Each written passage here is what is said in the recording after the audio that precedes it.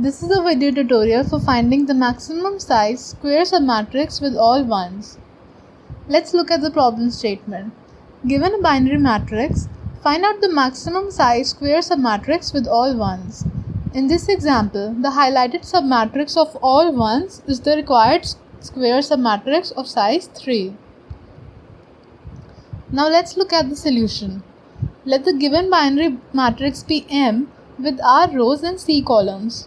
We construct an auxiliary size matrix S in which each entry Sij represents size of the square submatrix with all ones including Mij, where Mij is the rightmost and the bottommost entry in the submatrix.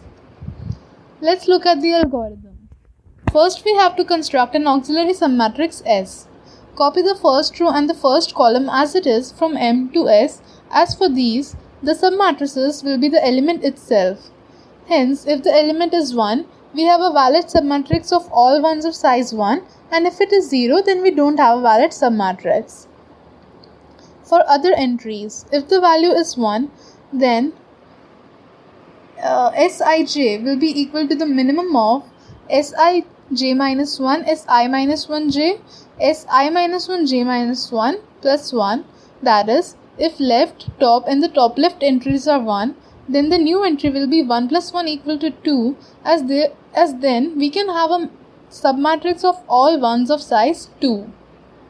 However, if any of the left, top and the top left entry is 0, then it is not possible to have a submatrix of all ones and the new entry will be 1 as the element was 1, so we at least have a size 1 submatrix of all ones. Else, if the value is 0, it cannot result in a valid submatrix. So we write 0 in the auxiliary matrix. Now our matrix S is filled. Find the maximum entry in S, and using the value in the coordinates of the maximum entry, we print the required submatrix. Let's look at the implementation of this algorithm. First, we copy the first row and the first column as it is from M to S.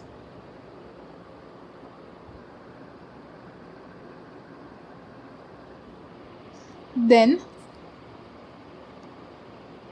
for the remaining entries, if value is 1, then Sij equal to the minimum of Sij minus 1, Si minus 1j, Si minus 1j minus 1 plus 1.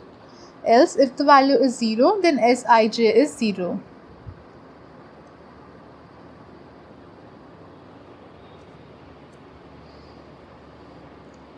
Then we find the maximum in the auxiliary matrix, which will be the size of the required submatrix.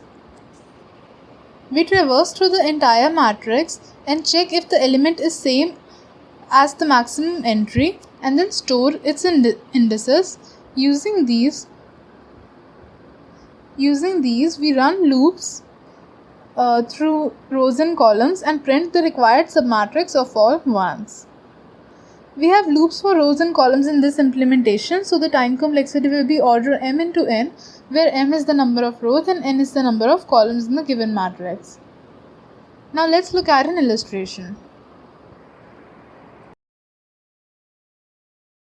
This is the given matrix. We have to first construct the auxiliary matrix. The first row and column will be copied as it is. Then, wherever there is a 0, we simply write a 0. Now let's evaluate for the remaining positions. We have to check the left, top and the top left entry, find the minimum of that and add 1 to it.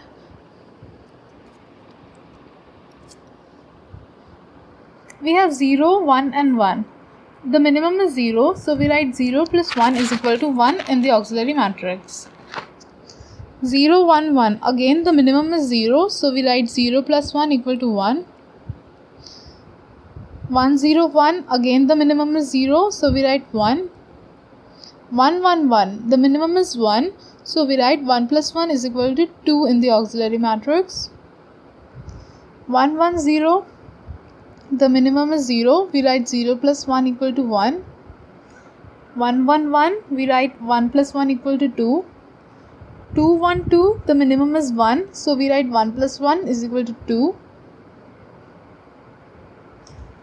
0, 1 and 0. The minimum is 0, so we write 0 plus 1 equal to 1. 1 0 1, the minimum is 0, so we write 0 plus 1 equal to 1. 2 1 1, the minimum is 1, so we write 1 plus 1 equal to 2. 2 2 2, the minimum is 2, so we write 2 plus 1 equal to 3 in the auxiliary matrix. And then 3 2 and 0, the minimum here is 0, so we write 0 plus 1 is equal to 1 in the auxiliary matrix.